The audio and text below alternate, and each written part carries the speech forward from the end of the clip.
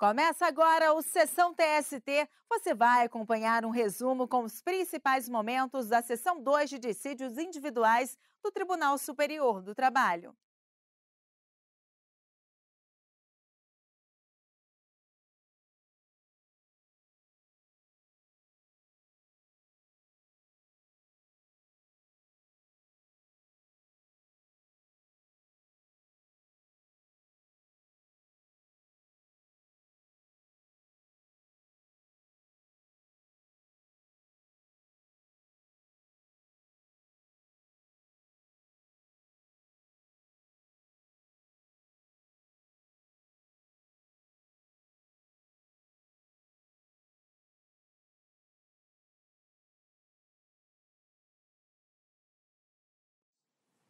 Bom dia, esteja à vontade.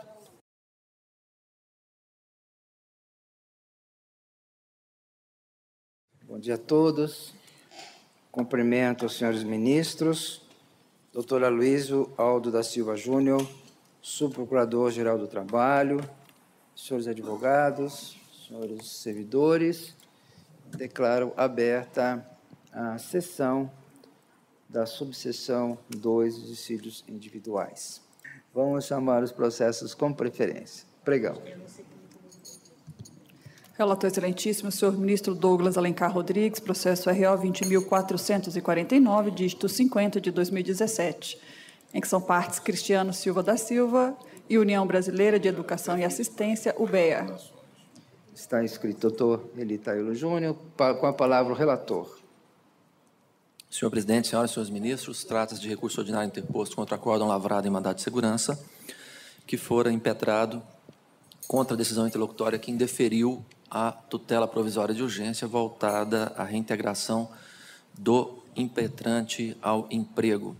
A hipótese dos autos a essa altura não permite o exame do mérito do mandado de segurança em face da prolação da sentença nos autos da ação principal, o que implica a perda superveniente do interesse de agir, impondo a denegação da segurança na linha do item 3 da súmula 414 desta Corte, e é assim que voto.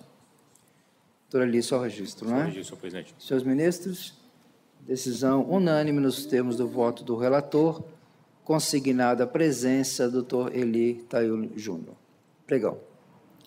Relator excelentíssima, senhora ministra Adelaide Miranda Arantes, processo RO 20.360, dígito 90 de 2018. São partes Banco Santander Brasil S.A. e Sindicato dos Empregados em Estabelecimentos Bancários do Vale do Paraná. Está inscrito doutor Eli, com a palavra a relatora. Senhor presidente, é um recurso ordinário, mandado de segurança, tutela antecipada, e a hipótese de sentença superveniente com a perda do objeto e de aplicação do teor da súmula 414, inciso 3 do TST. É de forma bastante resumida, senhor presidente, eu conheço do recurso ordinário e nego-lhe provimento. Se for necessário, eu presto outros esclarecimentos. Então, senhores ministros, decisão unânime nos termos do voto do relator, consignada a presença do doutor Eli Tailo Júnior. Pregão. Relator excelentíssima, senhora ministra Adelaide Miranda Arantes, processo RO 20.404, dígito 12 de 2018, em que são partes Banco Santander Brasil S.A. e Sindicato dos Empregados em Estabelecimentos Bancários do Vale do Paraná. Com a palavra a relatora.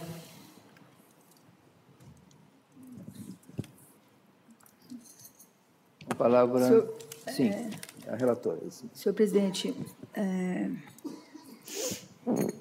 recurso ordinário em agravo regimental e mandado de segurança, hipótese de decadência pronunciada pelo Tribunal Regional, efetivo ato coator, orientação jurisprudencial 127 desta SDI 2, e a contagem, nessa hipótese, a contagem do prazo decadencial, de acordo com a referida orientação jurisprudencial, deve ser feita a partir da ciência do primeiro ato praticado pela autoridade apontada como coatora, que contém a matéria combatida.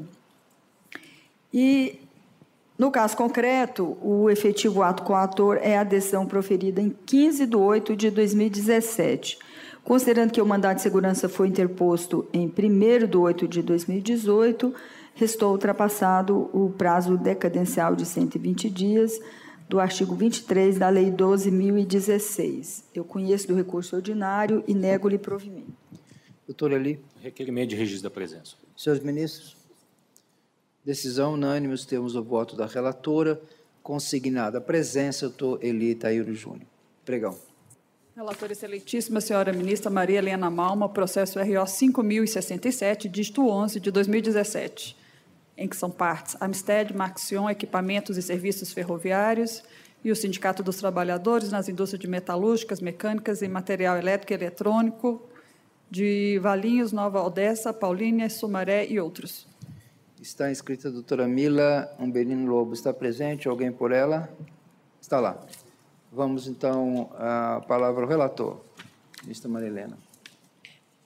Em mandado de segurança, ato coautor consubstanciado no indeferimento do pedido de substituição de assistente técnico nomeado para acompanhar a perícia. Orientação jurisprudencial número 92 da SDI 2 trata a hipótese de mandado de segurança impetrado contra a decisão proferida na reclamação trabalhista originária que indeferiu o pedido de substituição do assistente técnico designado pelo sindicato para acompanhar vistoria pericial à sede da reclamada. Tal ato comporta questionamento mediante a interposição de recurso ordinário contra a decisão final na forma de preliminar de nulidade da sentença que lhe for desfavorável por se tratar de decisão interlocutória. Assim sendo, possível nulidade do processo ou dos procedimentos no curso da demanda por alegado cerceamento de direito de defesa ou parcialidade do assistente do juízo, deve ser solucionado por meio próprio. O efeito suspensivo ao recurso também pode ser pleiteado ao tribunal nos termos do artigo 1029 do Código de Processo Civil de 2015, consoante a nova redação da segunda parte do item 1 da súmula 414 do Tribunal Superior do Trabalho. Desta forma, existindo medida processual regular para corrigir supostas ilegalidades cometidas pela autoridade apontada como coautora, incabível a impetração de mandado de segurança, conforme entendimento que está consubstanciado na OJ 92 da SDI 2. Trago precedentes e recurso ordinário que conheço, mas nego provimento, senhor presidente. Senhores ministros, decisão unânime, nós temos o voto da relatora. Recurso ordinário conhecido desprovido. Próximo. Relator excelentíssimo, senhor ministro Alexandre Agra Belmonte, processo RO 263, dígito 72, de 2016, em que são partes União Brasileira de Educação e Cultura e Afonso Celso Thanos Galvão. Está inscrita a doutora Elisa Lima Alonso. Com a palavra o relator. Senhor presidente, senhores ministros, trata-se de recurso ordinário, mandado de segurança, impetrado para impugnar ato praticado por juiz do trabalho que determinou, em sede de antecipação de tutela, o cumprimento de acordo extrajudicial firmado com o empregado, acordo esse visando garantir o afastamento remunerado durante o período em que perdurasse o curso de pós-doutoramento no exterior. Mas eu verifico em consulta realizada em 1º/10/2018, junto ao Sistema de Acompanhamento Processual, disponibilizado no sítio da internet do Egrégio Tribunal Regional do Trabalho da 10ª Região, que em 7 de agosto de 2017 o processo foi arquivado, em razão de ausência do reclamante à audiência. Diante do arquivamento do processo judicial, perde objeto o mandado de segurança. Então, eu conheço do recurso ordinário, mas de ofício denego a segurança, conforme artigos 6º, parágrafo 5º da Lei 12.016 de 2009, do mandado de segurança, e 485, 6º do Código de Processo Civil de 2015. Doutora Elisa, só registro. Registro. Senhores ministros, decisão unânime, temos o voto do relator. Pregão. Senhor presidente, já estou aqui com os processos. Pois não, vamos ao primeiro. Relator excelentíssimo, senhor ministro Alexandre Agra Belmonte, processo ação rescisória 11.702, dígito 25 de 2017, em que são partes Empresa Brasileira de Tecnologia Digital LTDA e outros, e Carlos Humberto Rodrigues da Silva. Muito bem, doutor Maurício, doutor Rodrigo. Com a palavra o relator. Senhor presidente, cada processo é um processo e cada processo é sempre um desafio. Uma questão intrincada. Vamos ver se eu consigo propor uma solução razoável. Trata-se de ação rescisória, já na vigência do Código de Processo Civil de 2015, em que a turma deste tribunal não conheceu do recurso de revista quanto ao tema do vínculo de emprego, mas, reexaminando a decisão regional, aqui no caso, ela deferiu uma indenização por danos morais decorrentes dessa mesma relação de emprego que não foi reconhecida. Nos termos da OJ 124 desta subseção, na hipótese em que a ação rescisória tem como causa de rescindibilidade o inciso 2 do artigo 966 do Código de Processo Civil 2015, a arguição de incompetência absoluta prescinde de questionamento. Sob este viés, ultrapassa-se, então, eventual hipótese de preclusão.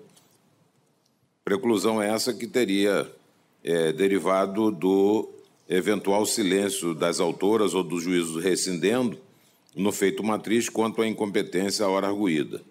De qualquer maneira, essa incompetência, no processo original, ela foi arguída até então, mas como a decisão foi favorável à parte, como a decisão foi favorável à parte, ela não tinha interesse em arguir nada nesse sentido, até pelo efeito devolutivo em profundidade do então recurso ordinário. Bom, a incompetência absoluta de que tratam o artigo 114 da Constituição Federal e o artigo 485.2 do CPC de 1973, com o fim de obter corte rescisório, há de ser manifesta, constatada de pronto, sem que para isso torne-se forçoso um exame imbrincado do quadro fático. Penso, no entanto, que tal possibilidade se apresenta, que essa incompetência é manifesta. No caso concreto, ainda que acolhendo a primeira turma tenha aplicado ao caso a súmula número 126 do TST, quanto à questão da existência ou não de vínculo de emprego entre o advogado e para quem ele trabalhava, acabou por deixar evidenciados os fatos que conduziram à conclusão inalterada do egrégio Tribunal Regional, no sentido de que não houve verdadeira relação de emprego entre as partes, entre as reclamadas, aqui autor, e o reclamante ora réu, mas mera relação de natureza civil. Da acurada análise da ação rescindenda, conclui-se que o réu fora contratado pelas empresas autoras como advogado, atuando como prestador autônomo de serviços, ficando assentada explicitamente a inexistência de vínculo empregatício, haja vista a ausência dos requisitos a que se referem os artigos 2º e 3º da CLT. A primeira turma, nesse ponto, considerou que não haveria condições de reenquadramento, por isso aplicou a súmula 126, deixando assente a inexistência de vínculo, a inexistência dos requisitos dos artigos 2º e 3º da CLT. Considerou, portanto, que o contrato era de natureza civil, sem qualquer subordinação jurídica, sem fraude ou nulidade do acordo firmado entre as empresas e o advogado, que dispunha de completa autonomia e com alto padrão remuneratório. As controvérsias oriundas das relações decorrentes dos contratos de natureza eminentemente civil, como se dá com os contratos de prestação de serviços advocatícios, não encontra albergue na Justiça do Trabalho, mas na Justiça comum. O Estatuto dos Advogados até prevê a figura do para-subordinado, aquele que não é sócio, mas também não é empregado, é um mero associado. E em relação a esse mero associado, a competência, evidentemente, para o exame da questão não é da Justiça do Trabalho, é da Justiça Comum, a jurisprudência é assente nesse particular. Assim, não se faz necessário grande esforço, penso eu, para que, com relação à natureza do vínculo havido entre as partes, se possa concluir pela competência absoluta desta Justiça especializada nos moldes do artigo 114 da Constituição Federal e mesmo o inciso 2 do artigo 485 do CPC de 1973, não fosse ainda, por cima, a lei federal correspondente ao Estatuto do Advogado neste particular, ou dos advogados. Nesse sentido, é a jurisprudência assentada nesta colenda Corte, que vai, inclusive, além, e aí fala do relacionamento do advogado com o cliente, questão que seria estranha aqui ao caso. Sendo assim, mesmo a controvérsia em torno da indenização por danos morais, matéria tratada na decisão rescindenda, deve ficar a cargo da Justiça Comum. Assim mesmo, no que tange a controvérsia em torno da indenização por danos morais, a competência da Justiça Comum, já que a relação não é uma relação de apreciação pela Justiça do Trabalho, o acessório acompanha o principal. Há casos em que nós podemos realmente analisar a relação de trabalho, que não é de natureza empregatícia, por força da emenda constitucional número 45 de 2004, mas não é esta a hipótese. Assim, mesmo no que tange a controvérsia sobre a indenização por danos morais, competência da Justiça Comum, razão pela qual é devido o corte rescisório para que injustiça o rescindente deixe constituir o acordo rescindendo ante a incompetência absoluta. Então, eu proponho, nesse sentido, a procedência da ação rescisória para essa finalidade. Essa decisão, inclusive, na primeira turma, ela não foi tranquila. Houve voto até divergente neste particular. Bom, senhor presidente, eu como proponho o voto. Eu vou conceder primeiro, então, a palavra ao doutor Rodrigo Carrion, porque a decisão lhe é desfavorável. Com a palavra, doutor. Bom dia, senhor presidente. Bom dia a todos, ilustre relator, ilustres ministros. Realmente, como o relator disse, é um caso bem, vamos dizer assim, truncado. Mas eu gostaria de trazer algumas, quem sabe, algumas luzes para fazer, quem sabe, o ilustre relator repensar e talvez os demais ministros que compõem esse julgamento. Apesar da inicial da ação rescisória trazer de forma exaustiva que tratava-se aqui de um titular de escritório, essa não é a realidade do processo. Essa não é a realidade dos autos. Tratava-se, na verdade, de um profissional liberal que, sim, tinha uma cota mínima dentro de um escritório de advocacia e que ficava onde? Nas dependências da reclamada. Qual que era o cargo que ele ocupava na reclamada? Diretor jurídico, gerente jurídico. O próprio preposto da empresa, nesse caso, dizia e reconheceu, ele comparecia todos os dias. A natureza da relação jurídica era personalíssima. Havia onerosidade, habitualidade, frisa-se, todos os dias. Havia pessoalidade. Então, com todo respeito, apesar do vínculo de emprego não ter sido reconhecido em razão da suposta autonomia, até pelo cargo elevado que ele ocupava, pela suposta ausência de fraude, no sentido de que ele não era um hipossuficiente, se verificou aqui, na ilustre colenda turma, primeira turma, que havia sim uma relação de trabalho lato sensu. Uma relação de trabalho que não era, apesar, com todo respeito, deveria ter sido reconhecida de emprego, mas uma relação de trabalho lato sensu, que se ficava nas dependências da empresa. E é nesse aspecto que a primeira turma desse tribunal reconheceu a possibilidade de analisar outras questões envolvendo essa relação jurídica. Uma relação jurídica que era, como o ilustre relator disse, controvertida, uma zona cinzenta, mas sim, claramente uma típica relação de trabalho lato sensu. Não se trata aqui de uma relação estritamente comercial, entre clientes ou consumidor. Trata-se sim aqui de um empregado profissional liberal que comparecia todos os dias na dependência da empresa e exercia o cargo de gerente e diretor jurídico. Estamos aqui falando também, não somente de uma questão de competência da Justiça do Trabalho, lato sensu, mas também uma competência da Justiça do Trabalho de meio ambiente do trabalho. Ou seja, que aquela empresa, naquelas dependências, como se fosse aqui, talvez, um empregado terceirizado. Não existe a responsabilidade do tomador e a competência da Justiça do Trabalho para analisar eventuais assédio moral, dano moral nas suas dependências? É exatamente esse o caso.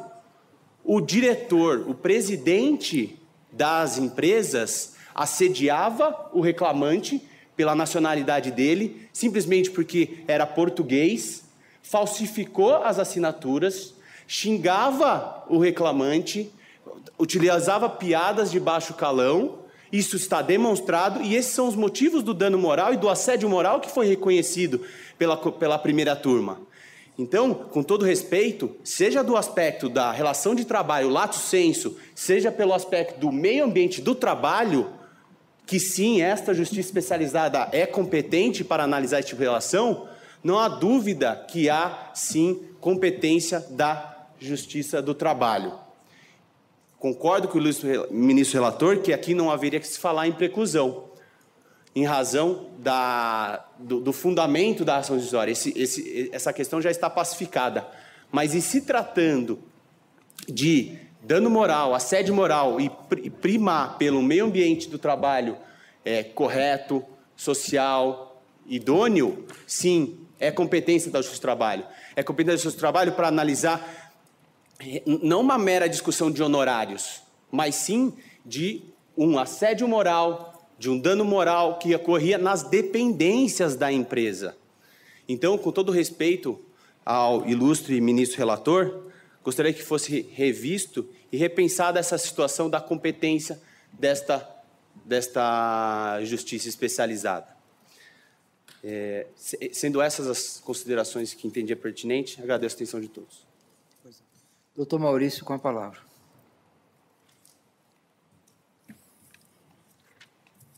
Bom dia, senhor presidente. Em nome de Vossa Excelência, eu cumprimento os demais pares,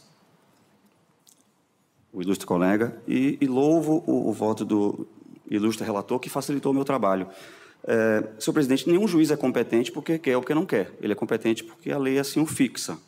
E estão em causa aqui 3 fundamentos de rescindibilidade. Não está em causa a natureza da relação que o reclamante manteve com as reclamadas, porque isso era de competência do Tribunal Regional do Trabalho e depois em grau de revisão do Tribunal Superior do Trabalho no recurso de revista, que não foi conhecido no tocante à natureza do vínculo. Portanto, as alegações de que o reclamante prestava trabalho subordinado, etc., essas questões todas ficaram sepultadas no processo principal. Aqui estão em causa 3 fundamentos de rescindibilidade. E quais são eles?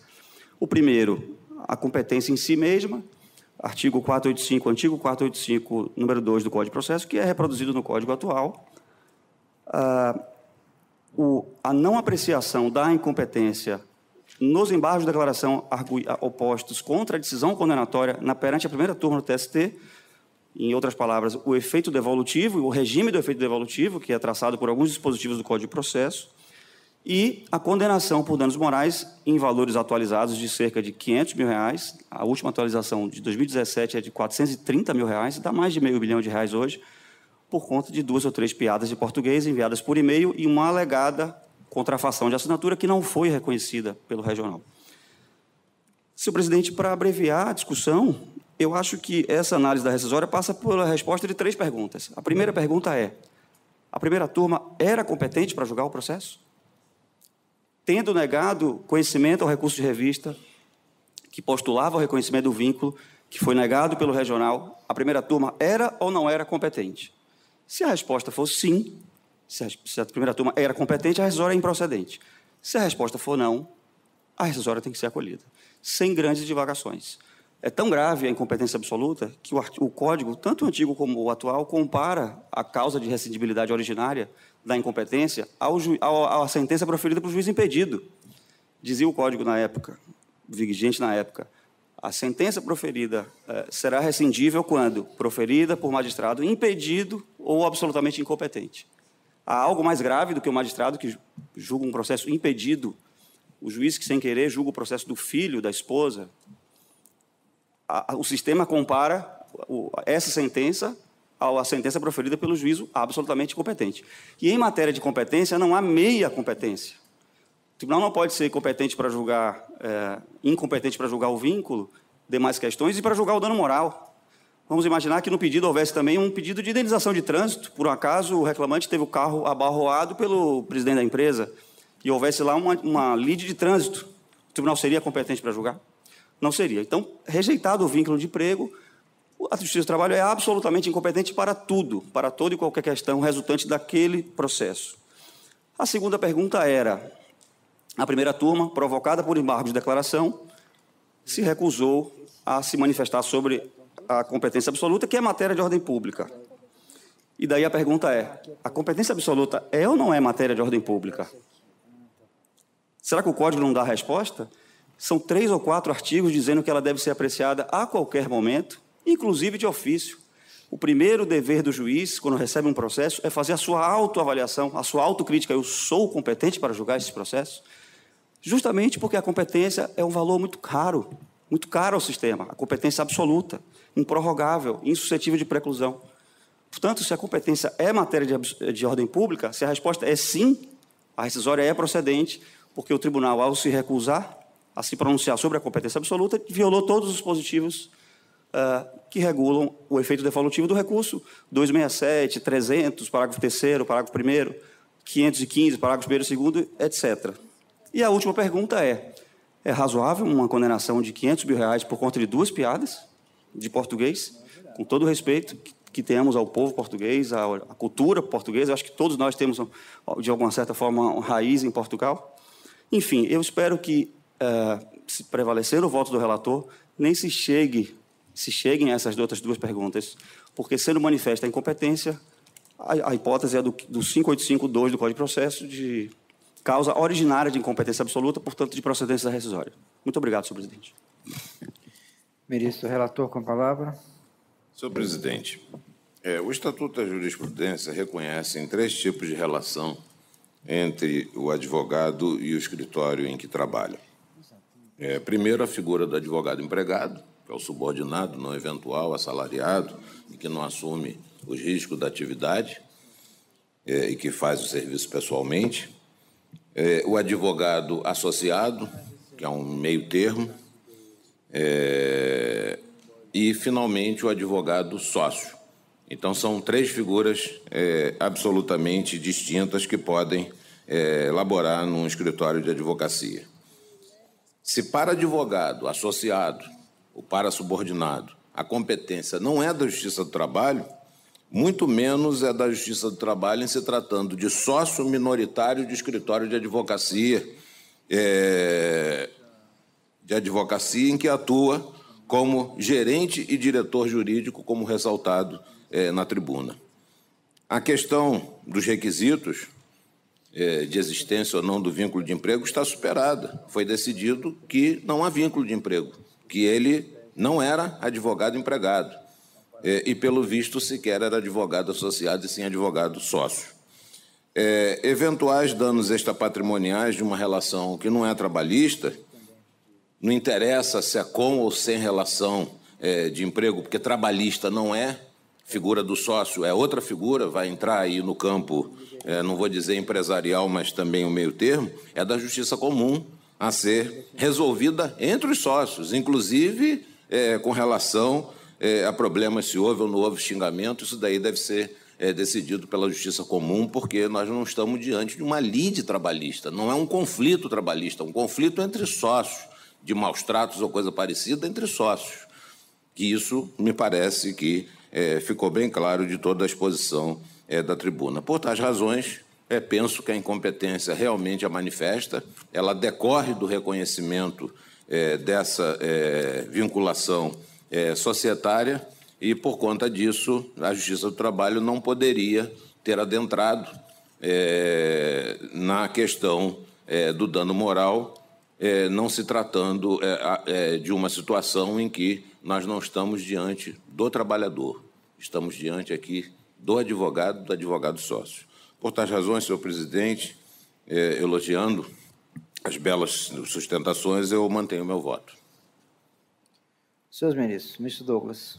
Senhor presidente, eu teria muito pouco a acrescentar ao voto apresentado pelo ministro Alexandre Agra Belmonte, E, Sua Excelência, me parece ter conferido tratamento adequado a essa situação, me permitam os ilustres advogados, verdadeiramente inusitada que se constituiu na presente coisa julgada. Ou seja, ao mesmo tempo em que se afirma a inexistência da relação de emprego, mantendo-se a decisão regional, inclusive por imposição da súmula 126, avança-se para discutir a eventual reparação a uma lesão de ordem moral, cujos fundamentos não nos cabe aqui reprisar.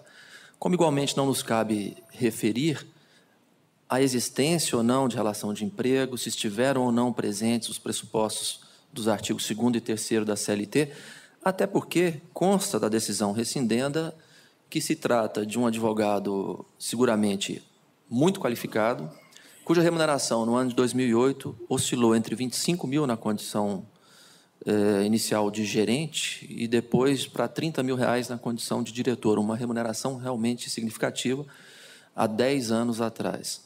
Mas essa é uma questão secundária. O que é relevante é observar que, afastada a existência da relação de emprego, surge o debate em torno da nossa competência.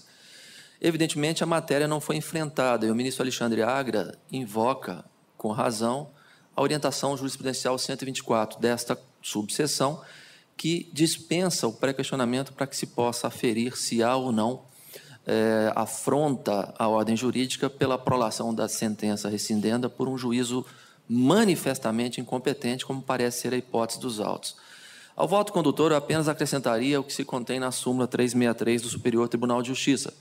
Compete à Justiça Estadual processar e julgar a ação de cobrança ajuizada por profissional liberal contra cliente. A ação de cobrança de danos materiais, de honorários, de danos morais, qualquer que seja a disputa advinda de um contrato de natureza civil de prestação de serviços envolvendo um profissional autônomo, a competência não é, seguramente, da Justiça do Trabalho. É a jurisprudência pacífica que foi construída também no ano de 2008 pelo Superior Tribunal de Justiça.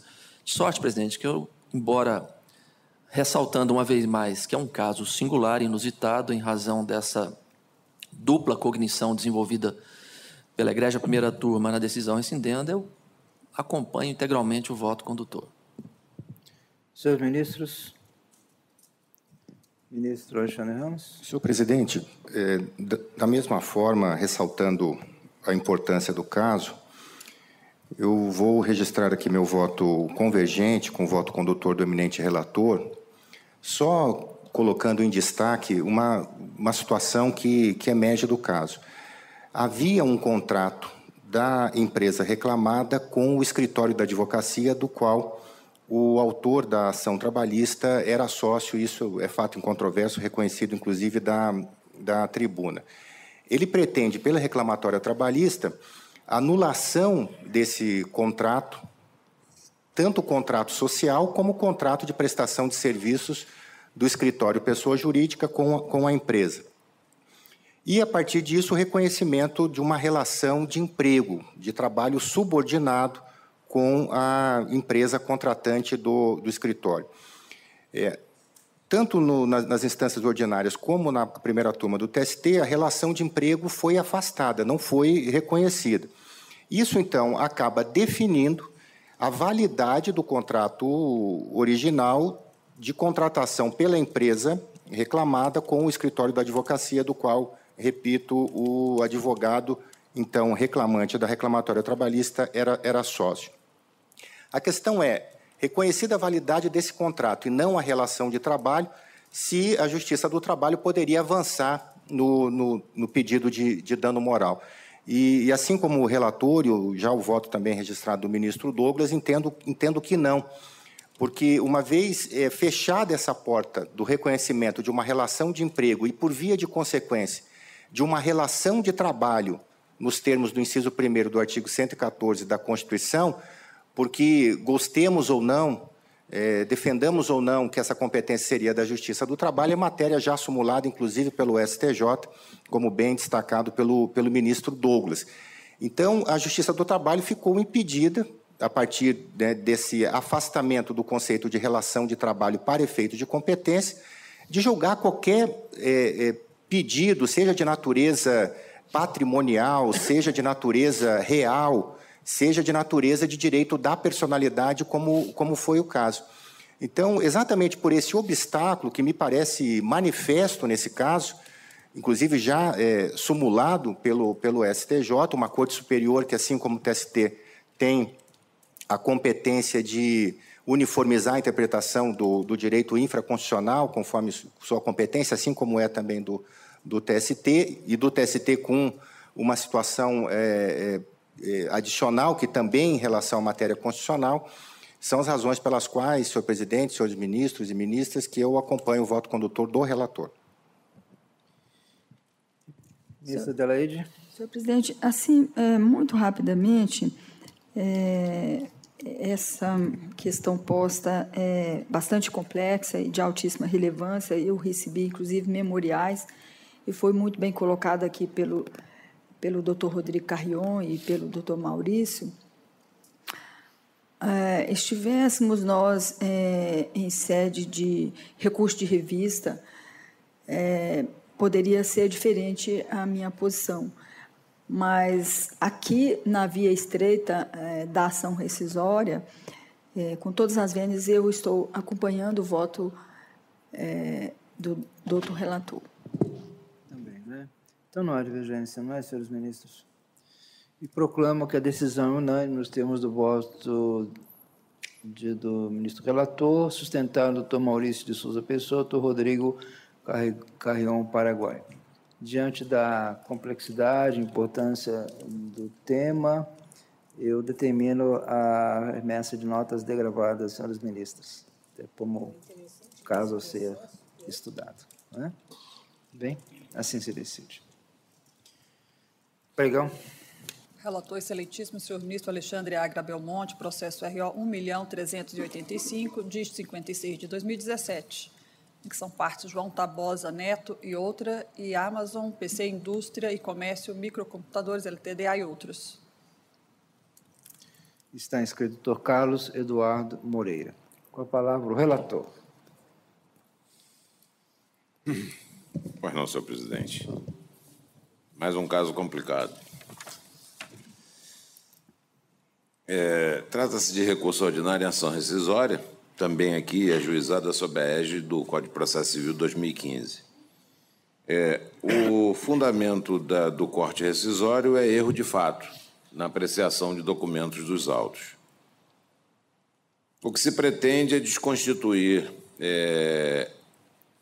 a decisão em embargo de terceiro proferida pela 86ª Vara do Trabalho de São Paulo, com fundamento na existência de erro de fato, argumentando que o magistrado equivocou-se no exame dos documentos ao considerar inexistente a aquisição pelos autores, por arrematação, em 2002, do imóvel penhorado, o que impediria o seu enquadramento como bem de família.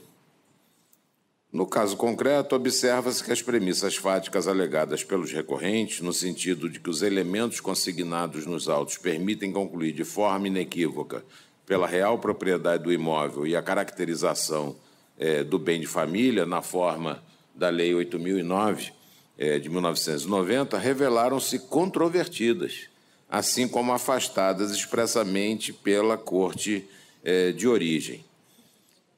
O erro de fato, para fins rescisórios, não pode ser considerado como um mero desacerto de julgamento ou de interpretação do contexto fático probatório, mas sua arguição deve ser considerada nas situações em que ocorre um erro de percepção do julgador no exame da controvérsia em que se tenha admitido um fato que não existiu ou que tenha ignorado um fato efetivamente ocorrido.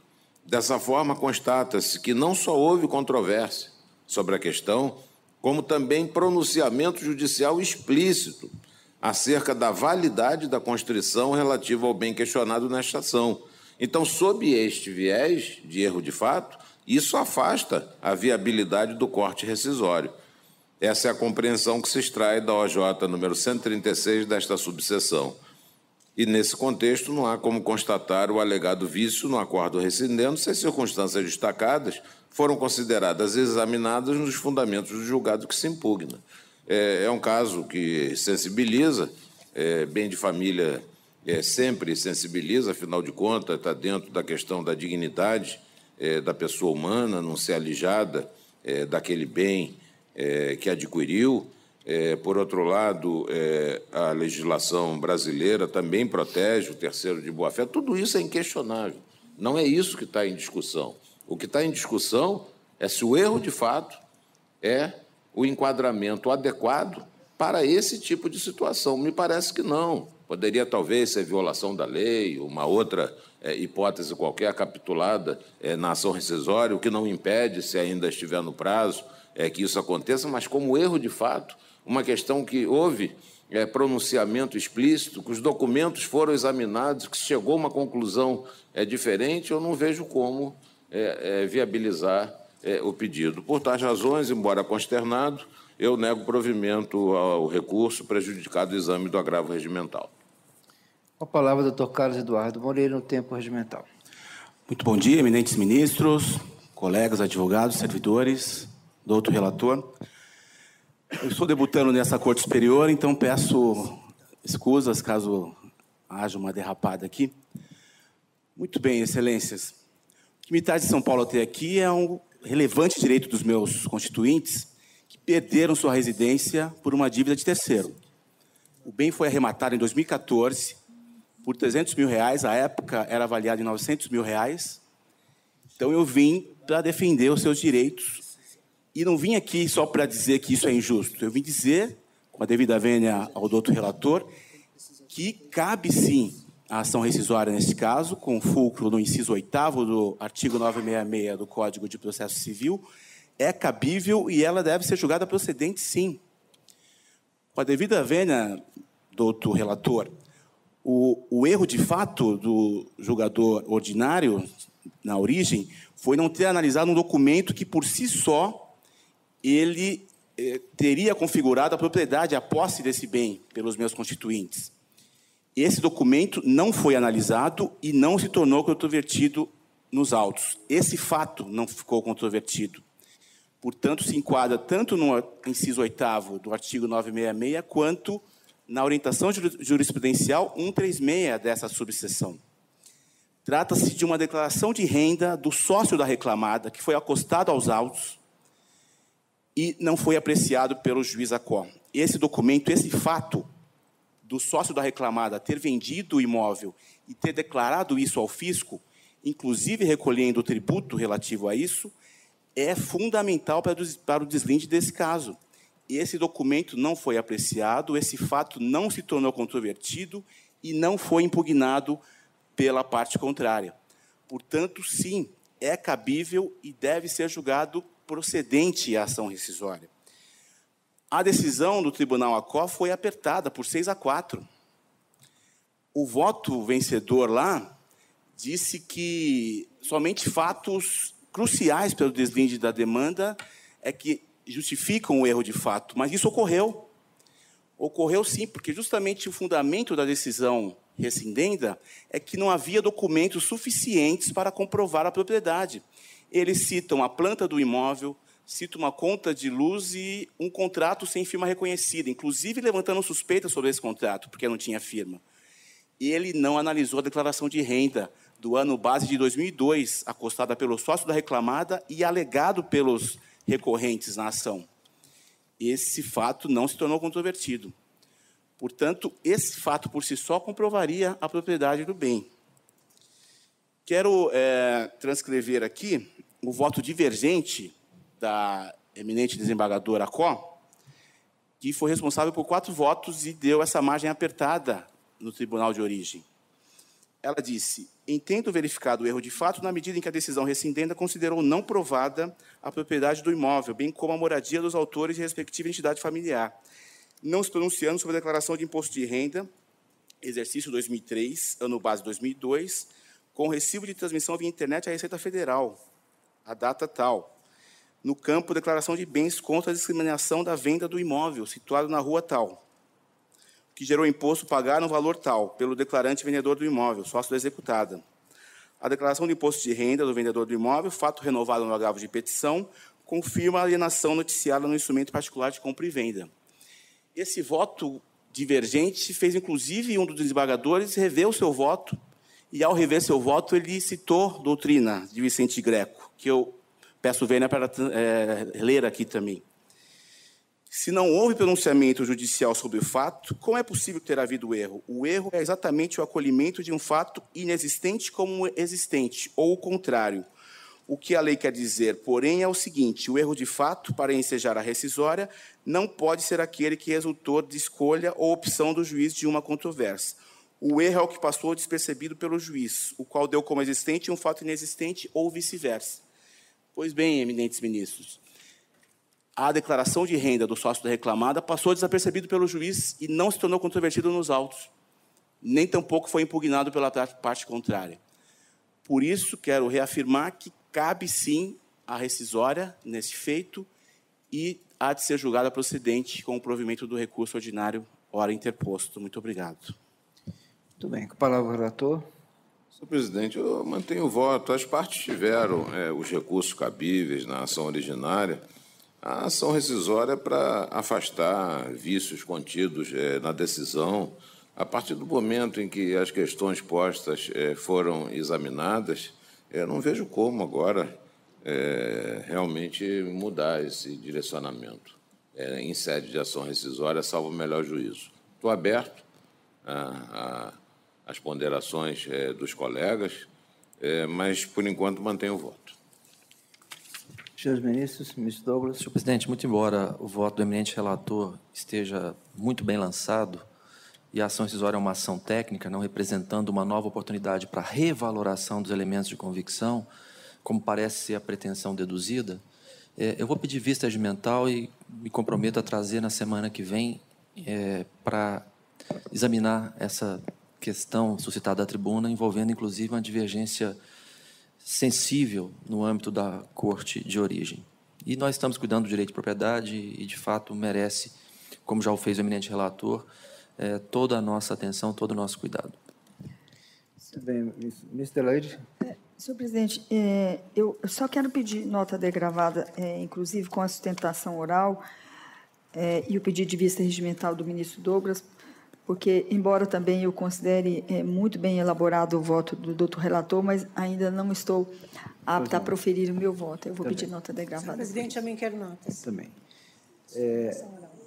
Eu entendo oportuna a vista regimental do ministro Douglas. A questão realmente é muito delicada, o próprio relator reconhece, não é? E devo dizer, ministro Douglas e senhores ministros, que para um estreante, o doutor Carlos Eduardo saiu muito bem, sustentou como um veterano, tanto que propiciou a vista regimental do ministro Douglas, não é? Então, eu proclamo que fica, após o voto do relator, suspenso o julgamento, em razão de vista regimental do ministro Douglas Alencar Rodrigues, notas degravadas a todos os senhores ministros, inclusive da sustentação oral. Assim se decide. Pregão do próximo processo. Relator, excelentíssimo senhor ministro Alexandre Agra Belmonte, processo RO 1099, dígito 20, de 2015, em que são partes Fundação Chesf de Assistência e Seguridade Social e Francisco de Assis Queiroz de Carvalho e outros. Estão inscritos o doutor Toniel Furtado Gueiros Neto e o doutor Roberto Freitas Pessoa. Com a palavra, o relator. Senhor presidente, eu estou dizendo que hoje juntou um monte de caso complicado. Esse é um deles. Trata-se de recurso ordinário em ação rescisória, aqui ajuizada sob a égide do Código de Processo Civil anterior, de 1973. Há uma preliminar de nulidade do acórdão recorrido e o que se alega é impedimento da relatora, que julgou procedente pedido de corte rescisório porque ela teria atuado no feito matriz no processo de conhecimento. Não foi o que aconteceu. Ela não atuou na decisão rescindenda, que foi a da execução. A decisão rescindenda é a da execução e não a do processo de conhecimento, quer dizer, não a da fase de conhecimento. Ela atua agora na rescisória e essa rescisória não diz respeito à decisão que ela proferiu na fase de conhecimento. Então, essa questão está absolutamente afastada. Não vejo impedimento ou rejeito a preliminar. Recurso ordinário em ação rescisória, questão da decadência. O prazo da decadência na ação rescisória conta-se do dia imediatamente subsequente ao trânsito em julgado da última decisão proferida na causa, quer seja ela de mérito ou não. É a inteligência da súmula 101 desta Corte. A pretensão desconstitutiva volta-se contra a decisão proferida pelo egrégio Tribunal Regional que julgou o agravo de petição das partes, ao fundamento de afronta do artigo 5º 36 da Constituição Federal. A questão é que, ainda que não conhecido o agravo de petição interposto pelos exequentes, as matérias em torno da limitação temporal aplicada à suplementação de aposentadoria e o índice devido foram objeto de análise pelo egrégio Tribunal Regional, tanto no julgamento do agravo de petição das executadas, como também nos embargos de declaração que se seguiram e no recurso de revista e agravo de instrumento. É de se notar que as controvérsias em torno das matérias objeto da presente ação rescisória foi adiante, não havendo falar que, em razão do não conhecimento do agravo de petição, dever-se-ia considerar o acórdão do agravo de petição como marca inicial do prazo decadencial. Não há decadência, aplica-se o item 1 da súmula 100, penso eu, a uma porque não houve interposição de recurso inadmissível e intempestivo. Afinal, o agravo de petição dos exequentes não foi conhecido por falta de interesse recursal, preclusão. A duas, porque nos termos da parte exceptiva do item 2 da súmula, em casos de recurso parcial que trate de questão capaz de tornar insubsistente a decisão recorrida, a decadência é contada também a partir do trânsito em julgado da decisão que julgado tal recurso. Então, nos termos do item 1, é do dia imediatamente subsequente ao trânsito julgado da última decisão proferida na causa, em agravo de instrumento, em recurso de revista, que tem início o prazo decadencial. Transitado em julgado o acórdão do agravo de instrumento em 28/11/2013, o ajuizamento da ação rescisória em 18/11/2015 atende ao prazo legal, não vejo decadência. Apuração das parcelas vincendas a título de diferenças de suplementação de aposentadoria até o trânsito julgado. Limitação temporal não imposta pelo título executivo judicial à violação da coisa julgada. Constou do título executivo que são devidas as diferenças entre os valores da suplementação de aposentadoria pagos mensalmente e aqueles efetivamente devidos, inclusive o valor relativo à suplementação do abono anual com base no IGPM. Ser apurada a partir de fevereiro de 1994, sem qualquer limitação temporal. Sendo assim, não poderia o juízo da execução, sob o fundamento de interpretar o comando, impor essa limitação em evidente restrição ao alcance do título. Não se trata aqui de conferir interpretação razoável à decisão transitada em julgado no processo de conhecimento, mas de determinar a aplicação de índices diversos dos lançados no título executivo e impor às partes limitação temporal não imposta pelo julgador. Logo, explícita a violação do artigo 5º 36 da Constituição Federal e artigo 879, parágrafo 1º da CLT, razão pela qual se mantém o corte rescisório conferido pelo egrégio Tribunal Regional. Eu conheço, mas desprovejo recurso neste aspecto. Índices de atualização monetária, Lei 8.880, de 1994. A ré, no recurso ordinário, insurgindo-se contra o corte rescisório conferido pelo egrégio Tribunal Regional, sustenta a necessidade de aplicação do artigo 38 da Lei 8.880, de 1994, sendo devida, diz, a aplicação do IGP-2 como índice de atualização monetária, porque não se trata de matéria que foi objeto da petição inicial da ação rescisória. A insurgência posta pela ré se apresenta como uma espécie de reconvenção, a partir do momento em que essa questão não estava em discussão, proposta em face do juízo rescisório. A reconvenção pode, de fato, ser direcionada ao juízo rescindente ou ao juízo rescisório.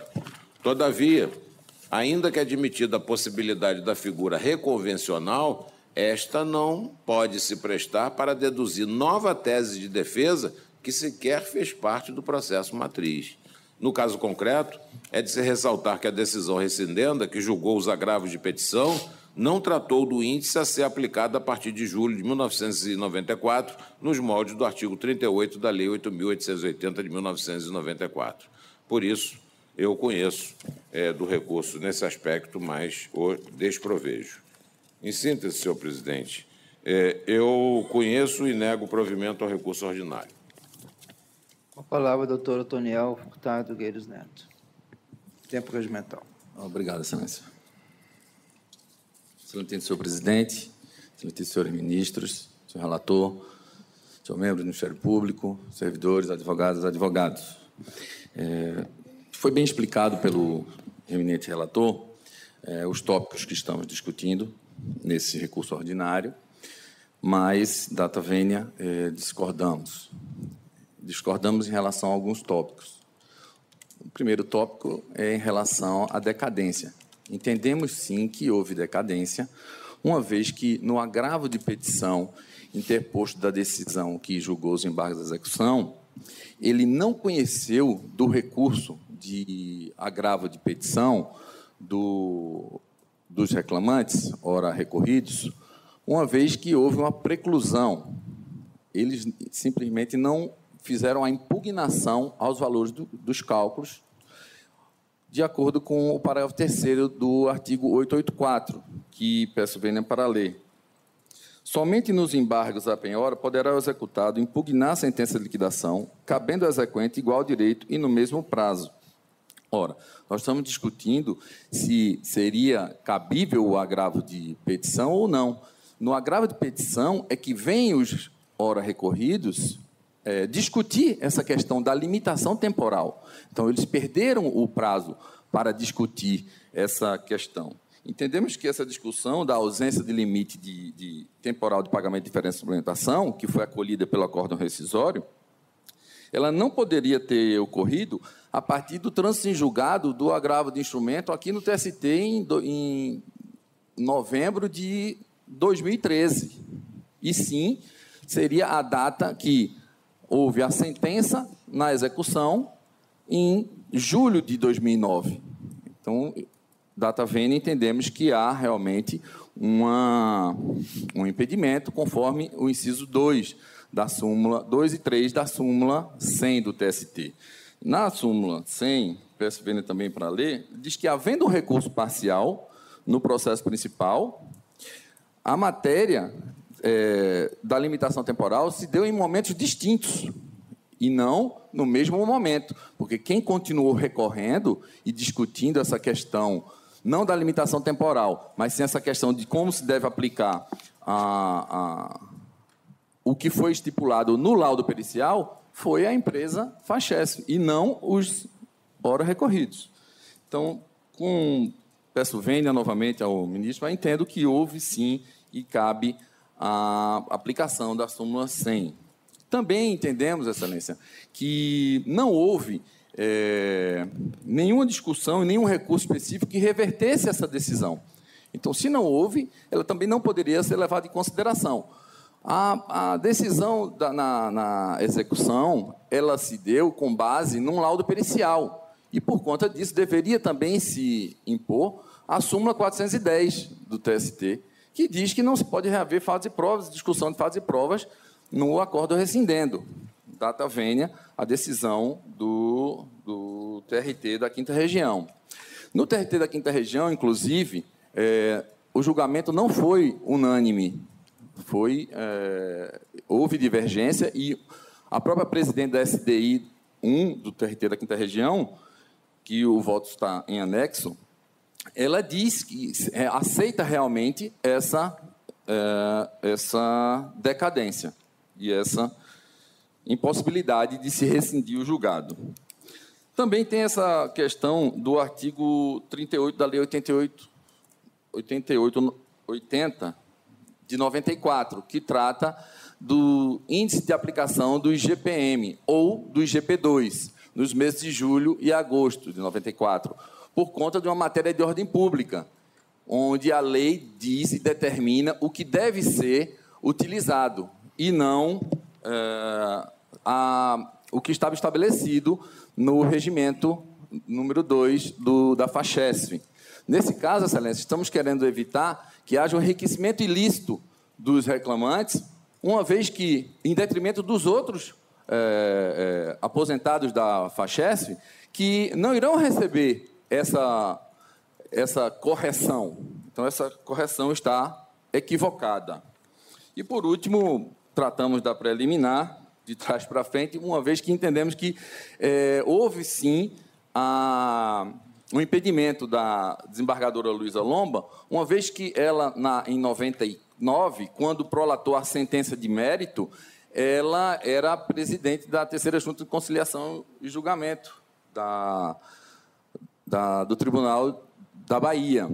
E lá ela discutiu exatamente essa mesma questão da limitação temporal. Data vênia, o relator não ter entendido dessa forma, mas na sentença de primeiro grau podemos verificar que foi discutido, sim, apesar de pedidos completamente ininteligíveis por parte dos reclamantes, foi discutido, sim, o que deveria se aplicar nessa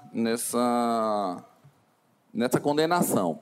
Então, com todas as vênias, peço aos eminentes ministros que revejam a decisão e que deem provimento ao nosso recurso ordinário. Obrigado. A palavra ao doutor Roberto Freitas Pessoa. Senhor presidente, senhores ministros, ilustre senhor representante da Procuradoria, ilustre colega que me antecedeu, 4 foram os pontos abordados, em resumo, uma síntese apertada aqui da tribuna, que, da maneira como ele foi conduzido, eu vou tentar me repor. Primeiro, quanto ao impedimento da eminente relatora, a desembargadora Luísa Lomba. Ela não participou do título rescindente.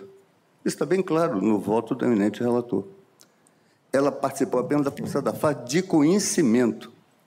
A relatora do prolator da decisão exequenda foi o juiz da terceira vara, doutor André Amorim Amaral. Do título rescindente, que foi o agravo de petição, a relatora foi a desembargadora Adna Aguiar. Então, por essa razão, não havia impedimento algum da juíza, da relatora, da eminente desembargadora, a relatora Luísa Lomba. Como destaca, inclusive, o Ministério Público, em parecer, que oficiou, nesses casos, exatamente defendendo a inexistência de impedimento da relatora. O segundo ponto, sobre a aplicação do artigo 38 para índice de correção das parcelas de suplementação, não foi objeto da rescisória e nem foi arguído sequer reconvenção, se coubesse na hipótese, como destacou o eminente relator. A outra matéria é com relação à decadência. Não houve decadência. O que houve, que está se arguindo da tribuna, foi uma mera atecnia, podemos denominar assim, do tribunal, quando disse que não conheceu do agravo de petição. Ele conheceu. Só não se conhecia se houvesse deserção, defeito de representação ou intempestividade.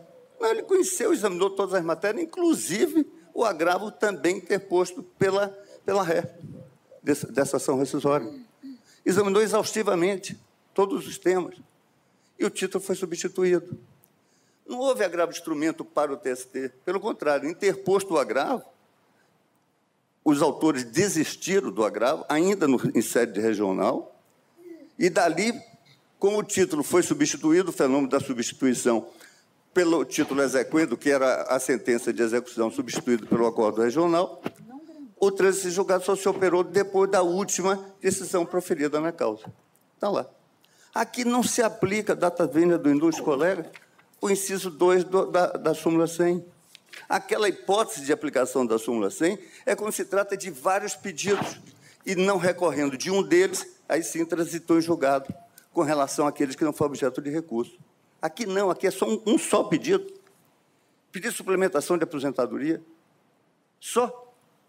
Então não houve trânsito em julgado distinto para se operar a decadência. Ao contrário, a matéria foi exaustivamente examinada e só em 28/11, com a desistência do agravo de instrumento pelos autores no regional, 28/11/2013, e a juizada da ação em 15 de novembro de 2015, bem antes do prazo decadencial.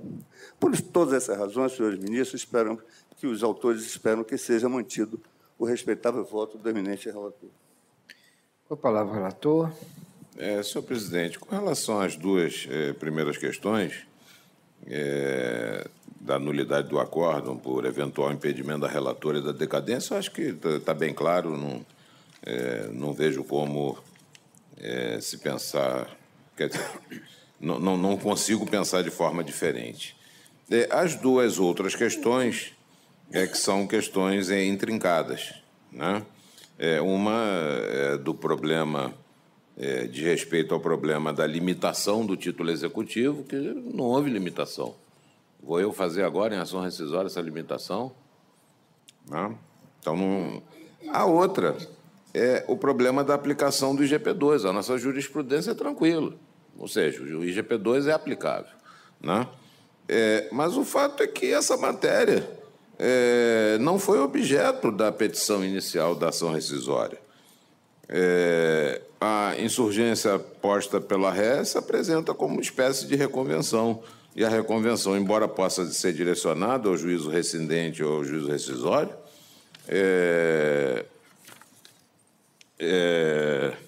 não pode se prestar para deduzir nova tese de defesa que não fez parte do processo matriz, não se estabeleceu contraditório. E aí, como é que vai fazer diante disso? Vai se aplicar aquilo que não fez parte do objeto inicial da ação? Não tem como.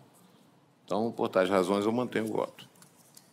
Senhores ministros estão esclarecidos? Alguma divergência? Ministro Alexandre Ramos está esclarecido? Senhor presidente, só em breves palavras aqui, em relação ao tema da limitação temporal, de fato, não há dúvida que tanto a sentença de primeiro grau quanto o acórdão estabeleceu a condenação em parcelas vencidas e vincendas. Isso não há dúvida. E se tratando de suplementação de aposentadoria, essa diferença se incorpora à referida suplementação até que um fato superveniente impeditivo, extintivo desse direito aconteça. Agora, o que não pode, de fato, é o juiz da execução limitar, esponte sua, e mesmo rejeitando o pedido da reclamada que pedia a limitação até a data do ajuizamento da ação, nem como fez até o trânsito em julgado. Porque, se valendo, inclusive, aqui do artigo 892 da CLT, que estabelece que, tratando-se de prestações sucessivas por tempo indeterminado, como é o caso, a execução compreenderá inicialmente as prestações devidas até a data de ingresso na execução. Agora, se tem o início, tem que ter meio e tem que ter fim também. Então, essa interpretação dada pelo juiz da execução no que tange a esse dispositivo, me parece que não pode prevalecer e, de fato, afronta diretamente os limites da coisa julgada, que não fez, né, como eu disse, essa limitação. Quando atuava em execução, nesse tipo de caso, sempre tinha o cuidado para as execuções não se perpetuarem, determinar, num primeiro momento, a incorporação, seja da diferença, seja da complementação, para depois, sim, estabelecer um marco dali para trás, exatamente para não ficar a execução a cada período se perpetuando, como foi a preocupação do juízo da execução, mas não poderia, como fez, estabelecer esse limite não previsto no título exequendo. Por essas razões, senhor presidente, eu acompanho o voto condutor do ministro relator. E não havendo divergência, proclamo que a decisão unânime, os termos do voto do relator, sustentado o doutor Otoniel Furtado Gueires Neto, doutor Roberto Freitas Pessoa. Assim se decide. Senhor presidente, pois não, ministro eu peço notas degravadas deste processo e acabei esquecendo daquele outro. Também. O AR 11.702 de 2017 também gostaria de notas degravadas. Dois, né? Dos dois. Tá bem. Então, notas degravadas da Sua Excelência, do atual e deste referido por Sua Excelência neste momento. Prosseguindo. Obrigado. Relatora Excelentíssima Senhora Ministra Adelaide Miranda Arantes, processo RO 1480, de 57, de 2017, em que são partes Simone Vieira, Pietra Sic e Luiz Carlos Oliveira Santana e outros. Está escrita a doutora Ana Cristina Duarte de Abreu Malta. Com a palavra, a relatora.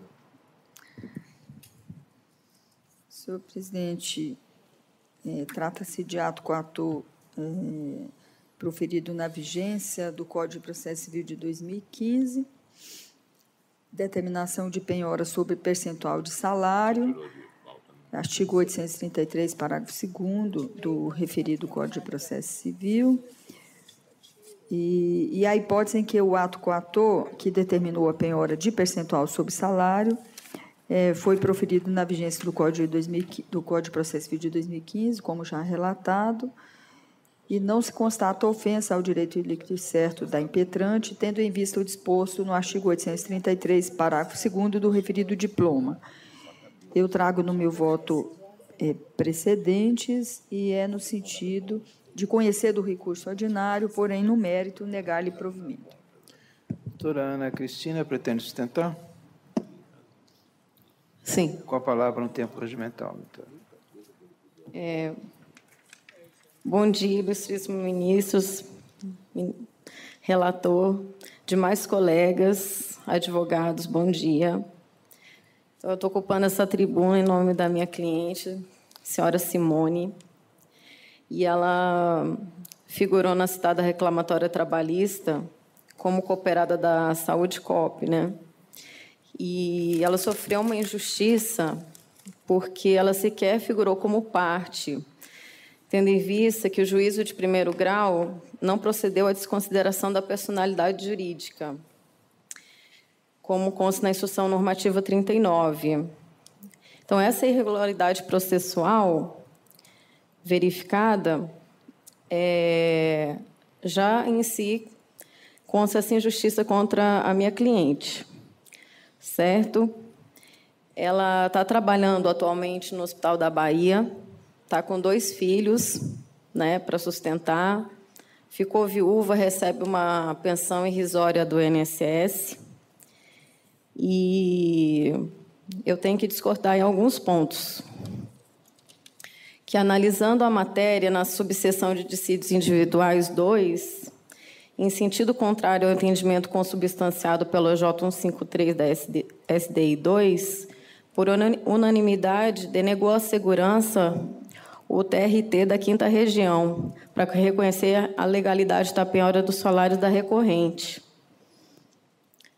Entendeu esse regional pela relativização da regra da impenhorabilidade, prevista no artigo 833-4, parágrafo 2º do CPC, não seguindo, portanto, senhores ministros, o entendimento sedimentado do TST, que consta na OJ 153 da SDI 2, no sentido de que a penhora sobre salário ou proventos da aposentadoria é ilegal e afronta o artigo 833-4, que ofende o direito líquido e certo da recorrente.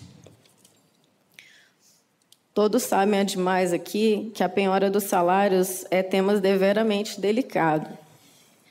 Então, contendo 2 valores igualmente protegidos, que é a subsistência do trabalhador e a proteção ao salário percebidos pelo devedor, decorrente da sua condição de empregado em outra relação trabalhista.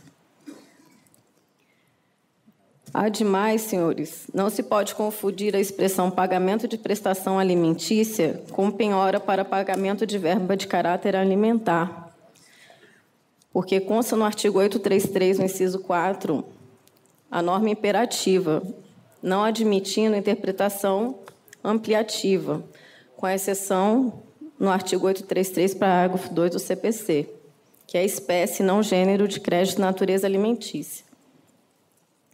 Desta feita, senhores ministros, não vou me alongar, mas o precedente criado pelo 5º Regional não pode sobrepor a um conjunto de decisões uniformes de um tribunal superior, coadunado à luz da OJ 153 SDI 2, sob pena de comprometer a segurança jurídica por meio da estabilidade da jurisprudência.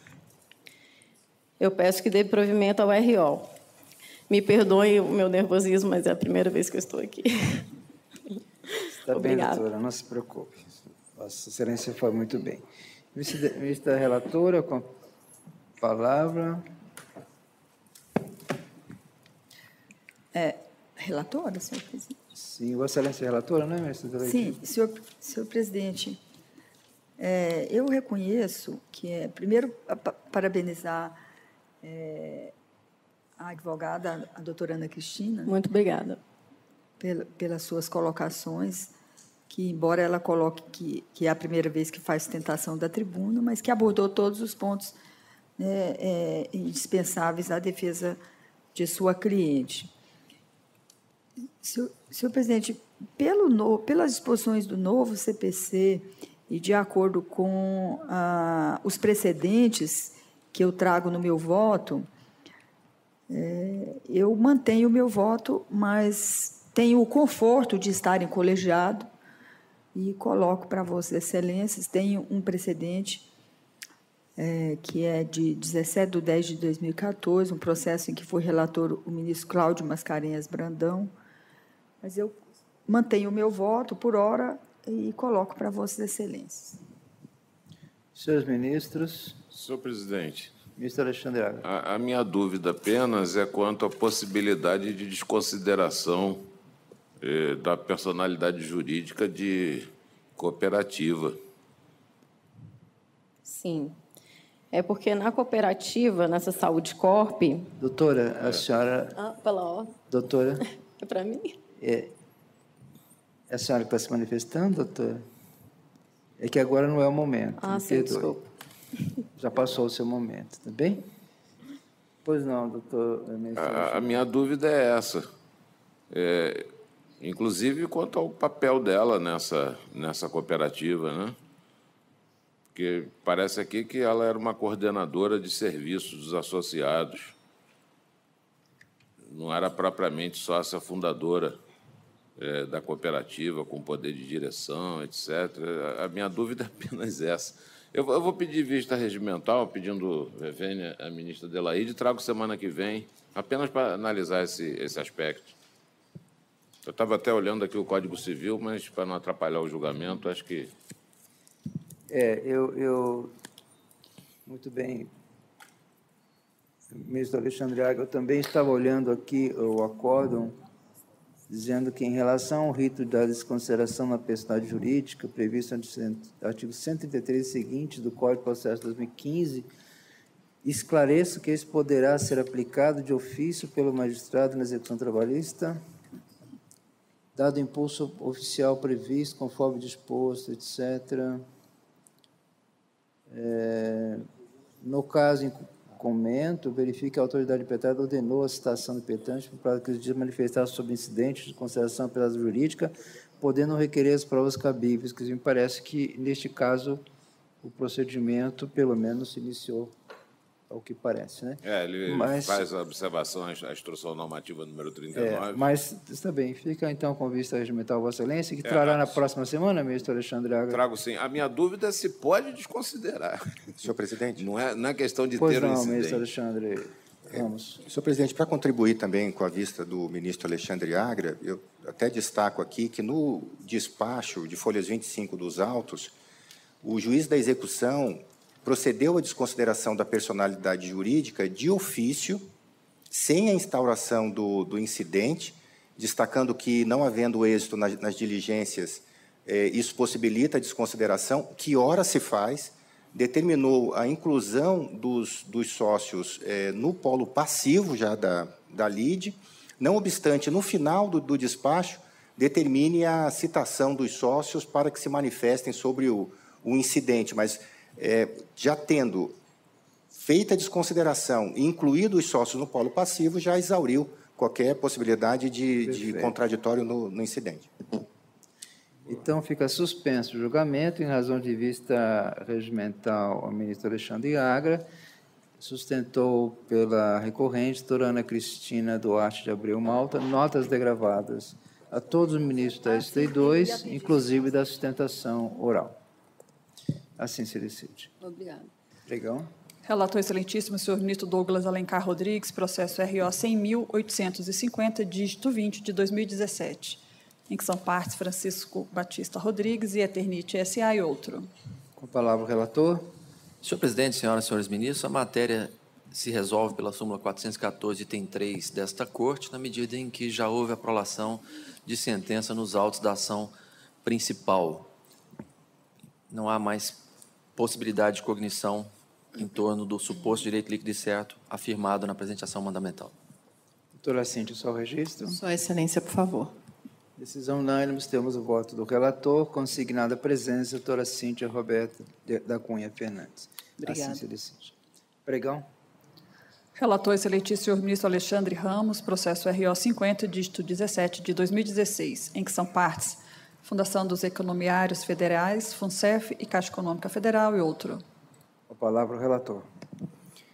Senhor presidente, trata-se aqui de recurso ordinário em ação rescisória. O Tribunal Regional deu o corte rescisório sob fundamento de erro de fato.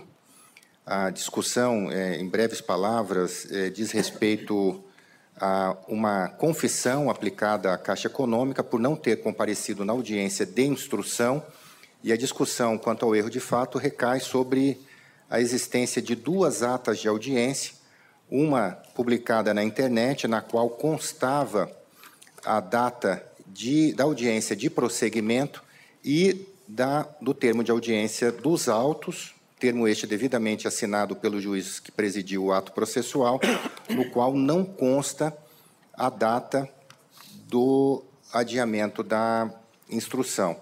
Então, com base nessa divergência, o TRT deu o corte, procedeu ainda instrução solicitando ao juízo de primeiro grau que apresentasse a cópia registrada em cartório do termo de audiência, que coincidia com aquela assinada no processo. Em ambas não havia a data da audiência de prosseguimento. E registro, por último, senhor presidente, que a ata publicada na internet tem efeito meramente informacional, sem caráter oficial, como consta exatamente do sítio do TRT e consta também da própria impressão trazida nos autos. Por essas razões, eu estou negando o provimento aqui ao recurso ordinário, mantendo o corte rescisório feito pelo regional, e não estou conhecendo do recurso adesivo da Caixa, porque o tribunal já determinou a reabertura da instrução processual. É o voto, excelência. Doutor Augusto, pretende sustentar? Sim, excelência, por favor.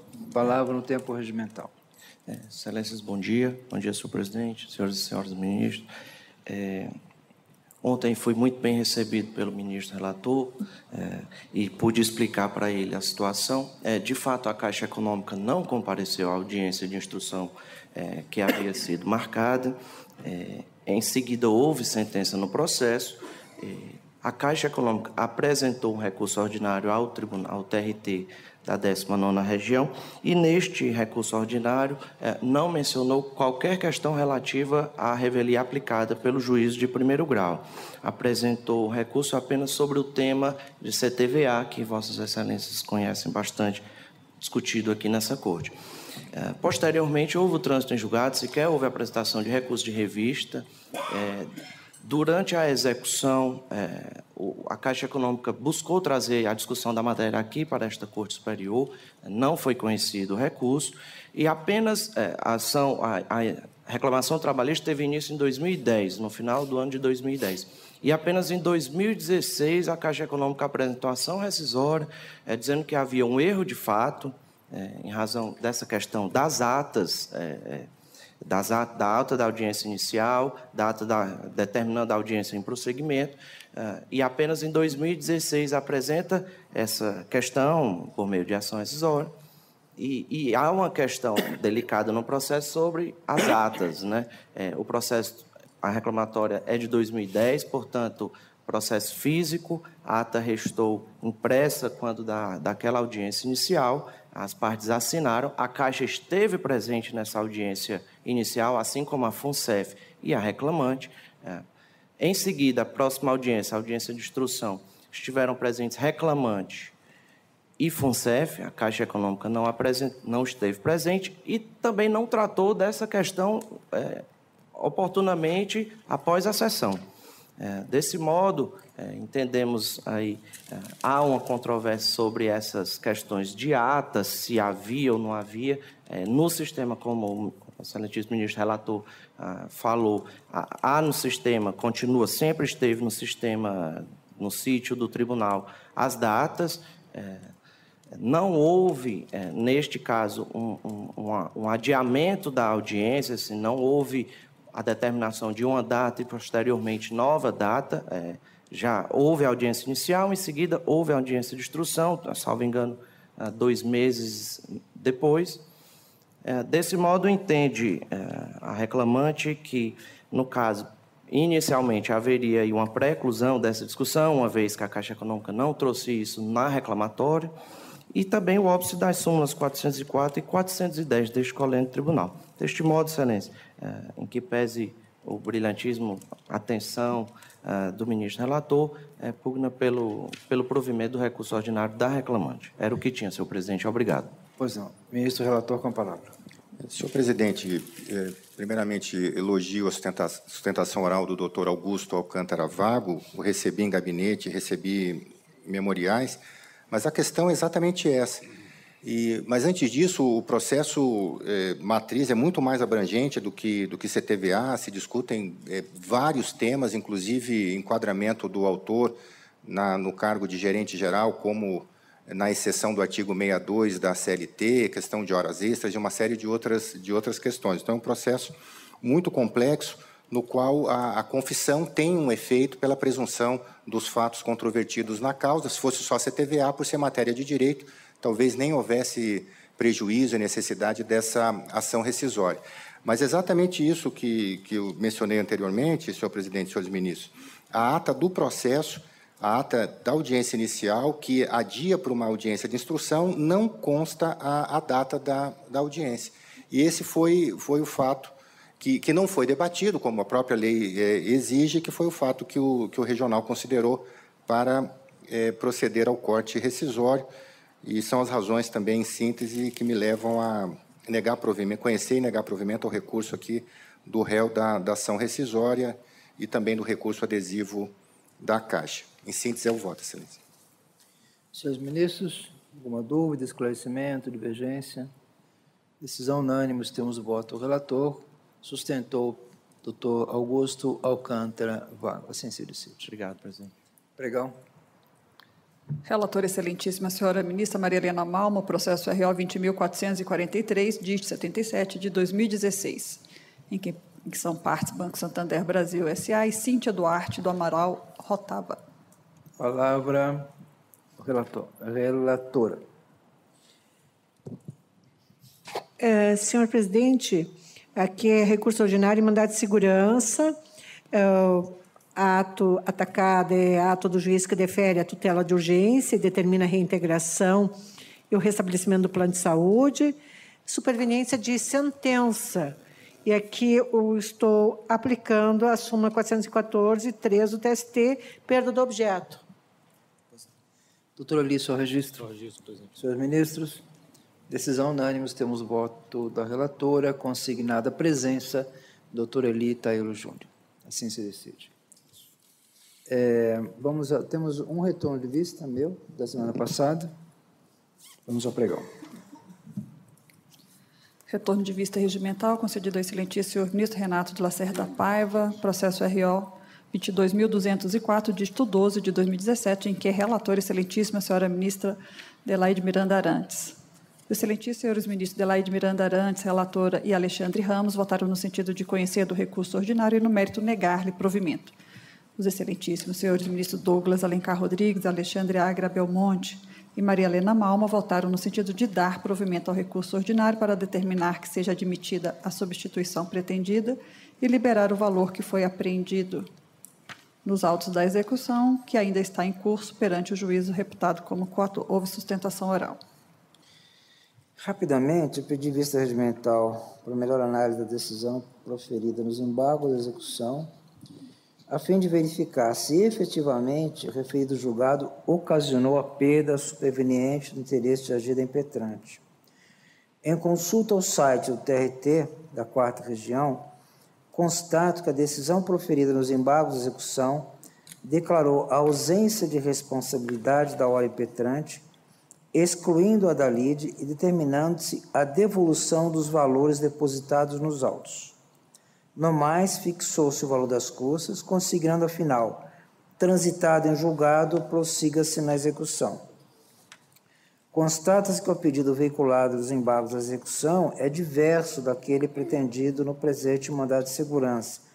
Neste, pretende-se a concessão da segurança para garantir direito líquido certo ao impetrante, concernente à substituição da penhora de dinheiro pelo seguro garantia judicial. naquele pleiteou-se o reconhecimento da ausência de responsabilidade pela dívida executada, exclusão da lide e devolução dos valores bloqueados. Fato incontroverso, o exequente interpôs agravo de petição em face da decisão proferida nos embargos à execução. Por conseguinte, não houve trânsito em julgado da decisão proferida. Também não há notícia dos autos de que os valores bloqueados tenham sido liberados à impetrante. Ao contrário, a recorrente sustenta que os efeitos daquela decisão estão condicionados ao trânsito julgado, o que efetivamente não ocorreu diante da interposição do agravo. Considerando as circunstâncias acima destacadas, a certeza de que emerge dos elementos dos autos é no sentido da existência, respeitosamente, do direito líquido certo e petante à substituição da penhora de dinheiro pelo seguro judicial. Embora tenha sido proferida a decisão favorável à impetrante no julgamento dos embargos de execução, a mesma prova não se tem a respeito da perda superveniente do interesse de agir, já que efetivamente não se tem notícia da liberação dos valores bloqueados. Ao contrário, a impetrante insiste que referidos valores permanecem constrito, sendo relevante destacar que o mencionado agravo de petição foi efetivamente recebido pelo Tribunal Regional. De modo que, respeitosamente, peço vênia a Sua Excelência, ministra relatora, acompanhe a divergência do ministro Douglas Alencar Rodrigues, para o fim de dar provimento ao recurso ordinário e conceder a segurança. E proclamo que a decisão é nos termos da divergência do ministro Douglas, no sentido de conhecer do recurso e conceder a segurança, vencidos a ministra relatora, a ministra Adelaide, e o ministro Alexandre Ramos. Notas degravadas ao ministro Douglas e eu juntarei declaração de voto convergente. Assim se decide. Relator designado, ministro Douglas. Ministra Adelaide juntará declaração de voto vencido. Senhor presidente, só muito rapidamente, eu peço vênia a Vossa Excelência para manter o meu voto, porque a minha preocupação é com a extensão ou a profundidade com a qual passaremos a analisar a perda de objeto. Não somente a ocorrência de fato superveniente, mas o cumprimento da ocorrência do fato superveniente. Mas, com a devida vênia, eu recebi gentilmente o voto de Vossa Excelência, muito bem elaborado, e eu vou pedir vênia a Vossa Excelência para manter. Eu junto o voto vencido. Assim se decide. Não havendo mais processo em condições de julgamento, agradeço a presença de todos e declaro encerrada a sessão.